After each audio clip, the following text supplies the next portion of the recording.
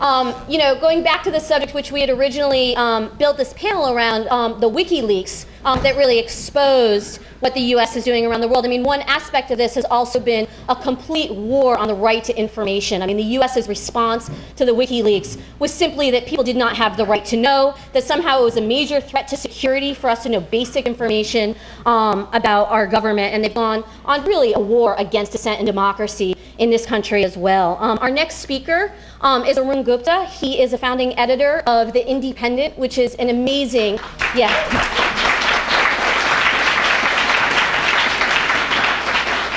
It's an amazing independent newspaper that you can both read in print and online. I encourage people to check it out regularly because it's one of those sources that our side has and so desperately needs in moments like this. I'm supposed to speak on, I guess the title is, does the U.S. hate, or the U.S. hates democracy? And that's a provocative title, but I wouldn't exactly formulate it that way, because it makes it sound like the U.S. is a petulant child that won't eat its broccoli. And that's not really what's going on here. The matter of the U.S. relation to democracy has to do with the state, what the U.S. state is exactly seeking, and what is the nature of democracy itself. So first I want to talk about what exactly is democracy. And I think this is one of the most important things at this moment, because what is going on in Egypt is truly a democratic revolt. But it also is there are contradictions that are highly problematic, that some of which I'll touch on. But democracy, most of all, it's about having control over the political, economic, and ecological decisions that affect our lives. It's about having an equal input in terms of communities, and one can label this social democracy.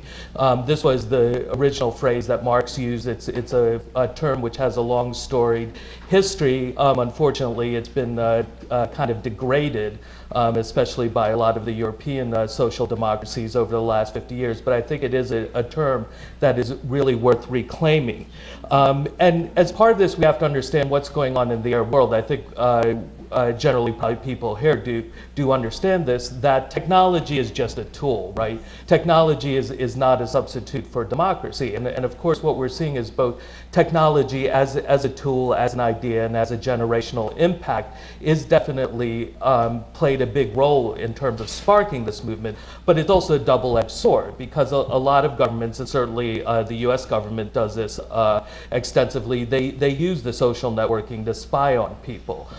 There was a recent article about governments in Central Asia that actually taunt activists who they arrest about what they've read on their Facebook page, what they've seen them send out over other social networking media, right? So it can aid us, but it can also aid the state. Now, another thing to understand about democracy is that this is something that has to be actualized in practice, not just in theory. Too often, especially in this country, it's just abstract rights, or it's formalistic rituals, such as the notion of demonstration elections. We see demonstration elections all the time in the third world, but I think we could also say that demonstration elections occur all the time in the United States itself. They don't really fundamentally change anything. Again, I'm probably not looking at a crowd that was heavily involved in the Obama campaign in 2008, but that was largely a demonstration election. If people really paid attention, they knew he was explicit at times that he was going to escalate the Afghanistan war. He was the candidate of Wall Street. Remember, he's the one that unequivocally backed the original Wall Street bailout when the Republicans were wavering. It was the Republicans who actually killed the first bailout bill. So even though a lot of people put their hopes in the Obama campaign, it was largely a demonstration election. And this will get to another theme that I want to talk about in terms of the psychology and culture of democracy, which I think we don't pay nearly enough attention to on the left. Now, in terms of Egypt and what's going on, there is an interesting document that came out. It was translated, it's about a 30-page document, How to Protest Intelligently. And on one of the pages, it actually includes the demands. And there's six demands. The removal of the Mubarak regime. Note that whoever wrote this document is not saying Mubarak, but the Mubarak regime. The end to emergency laws, freedom and justice, which, you know, that's all it says, freedom and justice, which are pretty vague. And the last two are kind of interesting. They're calling for a non-military government for the Egyptian people and constructive administration of all resources. And this gets back to the point about democracy, especially economic democracy. How many people here can say that they actually have economic democracy in their own lives? I'm curious. Raise your hand if you do. Anyone? One, two people. Okay, right. You know, and democracy is meaningless unless you have economic democracy, unless you have equal ability to make decisions about your workplace, about production, about the resources in your community. So I think it's really quite interesting that the Egyptian people, or whoever wrote this, is calling for the Egyptian people to have constructive administration of all resources. What exactly that's supposed to mean, you know, it's not clear. Again, it's a very vague term. But I think what's going on in Egypt now, we can, you know, say definitely it's a social revolution, or it's a social revolt, right? People want to change social relations, and you hear that you see that in a lot of small ways. You know, it's really inspiring that you see women in many ways at the forefront of this revolution. You see indications in terms of that this is cutting across not just class lines, but the ethnic lines and religious lines, and that it's actually changing people's mindsets.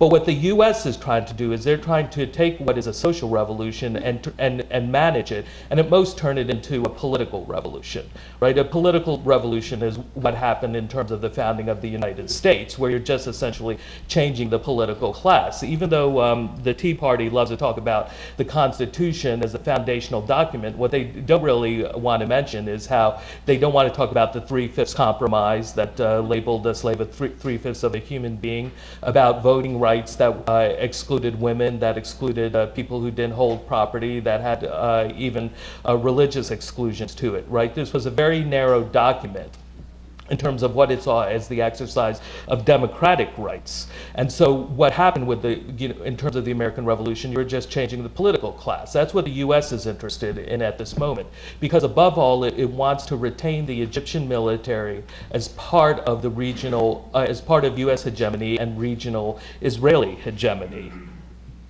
Now, how does this all relate to WikiLeaks? I think, you know, Michael was right in saying, you know, like, okay, you know, a lot of this wasn't known, but it did have a dramatic effect. And even if it was, or a lot of this was known, you know, but nonetheless, it is shocking to read many things in these documents. You know, the fact that the Palestinian papers, of course, those are separate, but they are kind of their own WikiLeaks, where you have Israeli officials talking about what particular Palestinians to assassinate with the Palestinian Authority. Or I think one of the most interesting WikiLeaks documents that has been released so far is the one on Shell in Nigeria.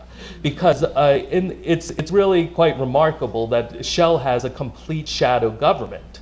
The cable that came out about this, it shows just meeting after meeting after meeting between officials of the U.S. Embassy in Nigeria with Shell officials talking about various petroleum laws, talking about the government. And at one point, the cable notes that the Nigerian government is trying to hide some information, but the Shell vice president kind of laughs it off, saying like the Nigerian government forgot that we have a person in every single ministry and are getting all the information. So they have a complete shadow government in Nigeria, and the U.S. actually sees its role as kind of how can it assist Shell to basically extend its control and extract profit. And I think this is another important point to understand. What exactly is the nature of the state in the United States, and that it is something, you know, the U.S., one could say in the words of the famous general Smedley Butler, who turned against U.S. imperialism, that it was a racket. You know, but I think in the post-World War II era, you see the state apparatus as somewhat more in control. But now it has become really melded at almost every single level with the corporate enterprises, and so it becomes indistinguishable. It is kind of morphed into this hybrid beast, which gives rise to such entities at Blackwater. You can't quite call it part of the state, yet to call it private either isn't really that accurate. And so in the case of Shell in Nigeria, it's hard to untangle, where the U.S. state ends and Shell begins. We can also see this in other aspects of other cables that have come out, WikiLeaks, such as with Copenhagen, how the U.S. was bribing and bullying countries to subvert the accords in December of 2009, the spying on the United Nations. So again, a lot of this really shouldn't come as any sort of surprise, because you can go back through U.S. history. You can see this in the coup in 1953 in Iran with Mossadegh. In June of 1953, the Secretary of State, John Foster Dulles, he at a meeting of policymakers in Washington said, okay, now how are we going to remove this madman, Mossadegh? And Kermit Roosevelt, who was the CIA point man, and I think the grandson of FDR, he ended up writing a tell-all memoir because he was proud of what he did. He saw it as necessary as what he did to stop international communism. So you can go through all sorts of incidents: Guatemala in 1954, Chile in 1973, even Venezuela in 2002, and the oil sector strike in 2002 and 2003, where the evidence of U.S. complicity and even complicity of other organizations such as the AFL-CIO came out very quickly. That here you have the state and various entities that are trying to overthrow what is certainly far more democratic than what we see in Egypt. So even though, say, Chavez has, I don't know how many elections he stood for at this point, I think it's 8 or 9, and he's won almost every single one of them, and yet he's constantly referred to as a dictator within the US media, whereas Mubarak is a strong and stable ally. So we see really what the US means when it talks about democracy. Now, I do want to talk quickly about imperialism, because if we're talking about what is empire, I think it's very important that we understand exactly what is imperialism. Now, a number of theories of imperialism essentially say it's about territorial control and control of the circuits of capital. So for territorial control, that's what the Pentagon is for, or in the Middle East, that's the role served by the IDF, the Israeli Defense Forces. In terms of controlling the circuits of capital, that's what the IMF does, that's what the World Bank does, the World Trade Organization does. But I think we also really need to take seriously the ideological aspect of empire, because let's look at the Afghanistan war. It's going to be 10 years old, and to be honest, there's no way you have to essentially jam the square peg into the round circle to make an argument that this is about territory or this is about capital. The territory argument is, well, this has to do about having bases near China, except it forgets that the U.S. has tons of bases near China already, especially where it counts, in South Korea and Taiwan, throughout Japan, or this is about controlling circuits of capital, namely energy wars, except that's not really true. What people often like to talk about is, oh, there's the pipeline that was supposed to go from Turkmenistan to Pakistan that Unicol wanted to build in the 90s. And actually, if people were at the ISO conference in Chicago last summer, someone asked us of Anand Gopal, and he made the correct analysis. Like, look, if the U.S. was really so concerned about this pipeline going through, then it would find a way to end this war, because the war itself is delaying the pipeline. And now, almost 10 years later, we do see also another kind of economic justification, where the U.S. Geological Survey came out last summer with, that, oh, Afghanistan has trillions of dollars in mineral wealth, all these rare earth elements, it's got all this potential hydrocarbon energy, all these precious metals, etc. But again, if these were really so valuable to the U.S. empire, the U.S. would be finding a way to try and end the war quickly, because it would take probably at least 10 years, if not 20 years, to build the infrastructure to be able to extract these minerals. roles, right? So what I would argue what Afghanistan really serves is an ideological role in terms of empire, as a mobilizing force and also as a demonstration. And we can see this also in the past. In 1970, the CIA did an evaluation of what an Allende victory meant. And it actually said, well, it actually doesn't mean much in terms of territorial control, it doesn't mean much in terms of economy, but what it does, it's a huge psychological blow to empire. And again, all this stuff about ITT aside and the copper deposits, the Chilean government was willing to compensate them quite handsomely, just like the Mossadegh government in Iran was willing to compensate BP quite handsomely after it nationalized the oil industry. It really doesn't come about, it really isn't so much about the economics in a lot of instances. Of course it is in many other instances. Like I would argue, yes, Iraq certainly was both about territory and capital in terms of being the linchpin of controlling the oil supplies in the Middle East for the next 50 years, which would then give the US control over its rivals. So like I was saying, the U.S. is now trying to manage the transition. You know, it wants to have a political revolution that are in the interests of U.S. control. And I think one of the interesting things is if you start to see, like I've been taking a look at the Israeli press, and right now there's, I think other than the thugs who were unleashed in Tahrir Square a few days ago, there's no greater friend of Mubarak right now than the Israeli government. They are sweating bullets. Because they're really afraid at how far this is going to go. Is this going to somehow lead to a cancellation, at least uncertainty in terms of the Egypt-Israeli peace pact? And we should also think about how what's interesting. Some of the information that's come out can make us rethink what Israeli democracy is all about. I read something last week that talked about, well, essentially Israel was able to reduce its state expenditure on the military from something like 23%, or GDP expenditure rather, from something like 23 to about 9% because of the peace treaty. And so essentially what that did was it unleashed the Israeli state to allow it to engage in more wars of conquest, especially as we see over the last decade. You know, essentially less than 2 years after the Egypt-Israeli peace pact, Israel launches a war of conquest and aggression against Lebanon. Then you have the multiple suppressions of the intifadas, and then of course more wars against Lebanon's attacks against Iraq and Syria, and so on and so on.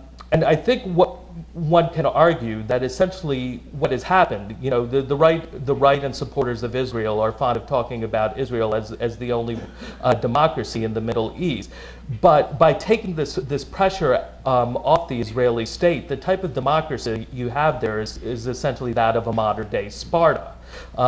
Israel is basically an armed garrison state, and the only types of leaders that can essentially stand or who can be elected are military leaders who are talking about how to manage the empire, and it's really a deformed sort of state. Now, I'm not arguing that, you know, Egypt should now take an aggressive pose vis-a-vis Israel or start to invade through the Sinai, but we need to look at the effects of these peace treaties and how it has affected the Israeli state and how it's affected it both internally and externally on the region.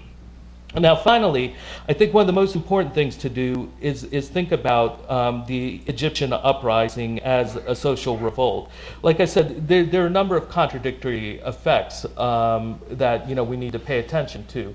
One, you see, and I don't want to say that, quote unquote, the Egyptian people are for this, because the movement is in many ways, it's not clear who's in charge. I imagine there are many different polls.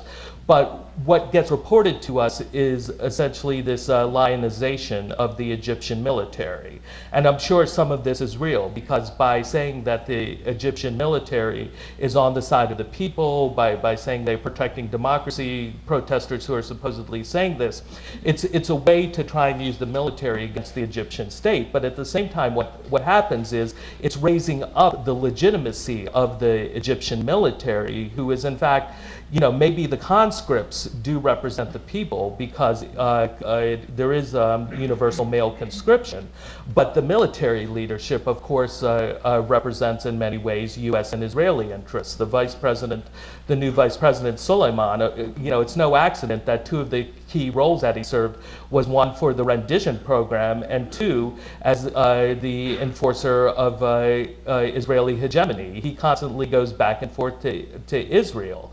And so he is there really serving the Israeli and U.S. interests. And now the U.S. is talking about, well, maybe we'll have a transition to Soleiman over the next few months. So, this is one danger for the Egyptian people in terms of appealing to the military as a neutral and fair arbiter when it really isn't. A second contradictory aspect, which Michael brought up, is that if the change does come about, it is going to be coming about because, in large part, it is through the most undemocratic of institutions, the market, the financial markets. It is the fact that the Egyptian stock market has plummeted over the last few weeks, that Egypt is losing all sorts of hard currency, that you see the New York Times talks about influential leaders trying to broker a compromise, and those influential leaders, of course, include lots of wealthy capitalists, because they are seeing a drain on resources, they are seeing a drain on money. This is, of course, will most impact people on the ground in terms of loss of jobs, in terms of not being able to feed themselves and their families. But nonetheless, this is very much a contradictory aspect.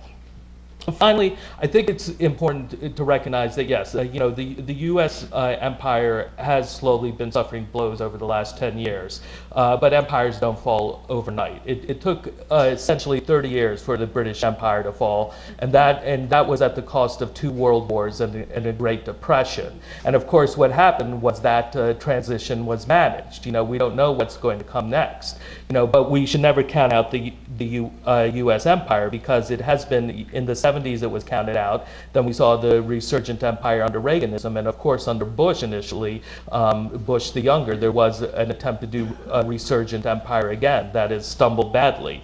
But I think at this point, our role is essentially to bring this democracy movement here to home.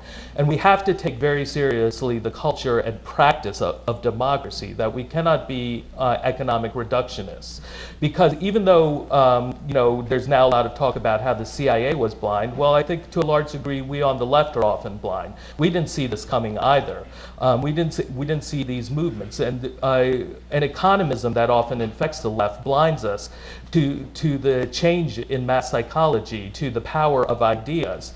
It's truly remarkable and inspiring right now to see people in Tahrir Square who are sacrificing their lives and willing to sacrifice their lives for ideals. The ideals vary. It can be the nation, it can be the people, it can be future, it can be hope. But to hear stories of, say, a man in a wheelchair who's on the front lines, he was interviewed by a Western Reporter, on the front line battling the thugs unleashed by the state, or a doctor, a 64-year-old doctor who traveled 100 miles to Tahrir Square, and he wrote his will before he left because he said, "I'm willing to die."